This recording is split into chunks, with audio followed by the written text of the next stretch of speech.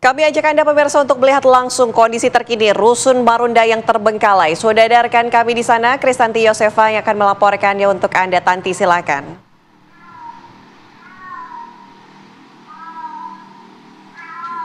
Baik, Vena, Ana, dan juga pemirsa, saat ini saya sudah berada di Blok C1 Rusunawa Marunda yang terletak di Cilincing, Jakarta Utara.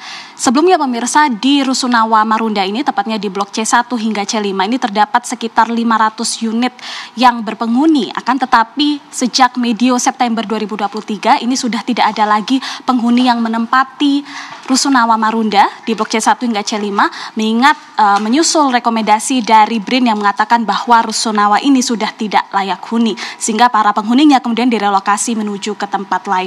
Akan tetapi pemirsa, sejak saat itu terjadi penjarahan yang dilakukan oleh sejumlah oknum-oknum yang tidak bertanggung jawab, yang mana melakukan penjarahan terhadap aset-aset bernilai jual, mulai dari kabel, pipa, dan lain sebagainya. Anda dapat melihat pemirsa di layar kaca Anda, salah satunya adalah di tempat yang saya tunjukkan. Ini merupakan salah satu tempat yang mana pipanya ini terdapat goresan gergaji. Kemungkinan besar ini para pelaku mencoba untuk mengambil pipa ini, akan tetapi tidak berhasil.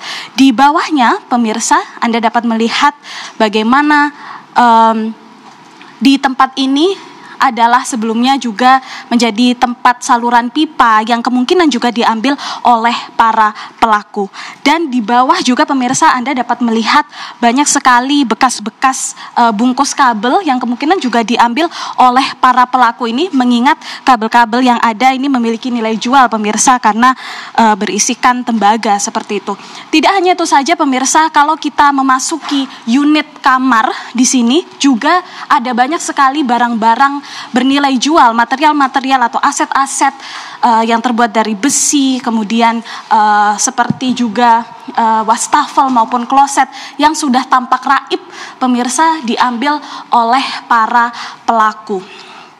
Kalau kita melihat pemirsa, berdasarkan pantauan yang kami lakukan di Rusunawa Marunda ini pemirsa, memang tampaknya para pelaku ini dapat dengan bebas keluar masuk area Rusunawa, mengingat penjagaan yang tidak terlalu ketat.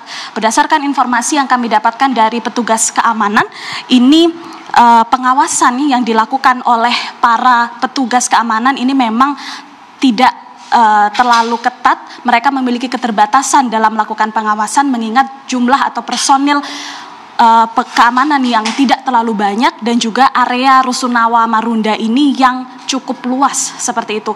Bahkan pernah juga salah satunya ini pihak dari petugas keamanan ini mendapati atau menangkap tangan salah satu petugas kebersihan dan juga petugas keamanan yang sempat juga melakukan penjarahan. Pada saat itu di sekitar akhir 2023 ini mereka mendapati terdapat sejumlah petugas yang juga tertangkap basah ini mengambil barang-barang yang terletak di Rusunawa Marunda ini. Akan tetapi pemirsa, sanksi yang mereka dapatkan ini, mereka kemudian hanya dipecat saja, akan tetapi tidak mendapatkan sanksi lain berupa dilaporkan ke polisi mungkin dan lain sebagainya. Selain itu juga pemirsa, kalau Anda lihat ini di sekitar saya, di unit yang sudah tidak berpenghuni ini pemirsa, memang tampak kusen-kusen pintu juga dicopot oleh para pelaku, raib dan tidak berbekas seperti itu. Terali besi dan juga jendela-jendela yang tampak sebelumnya ini memang bekas dari jendela dan juga balkon yang memiliki terali, tapi sudah tidak tampak lagi tersisa bekas-bekas dari jendela maupun pintu yang sebelumnya ada di sini. Sementara demikian, Vena dan Ana, kondisi di Rusunawa Marunda. Kembali dengan Anda di studio.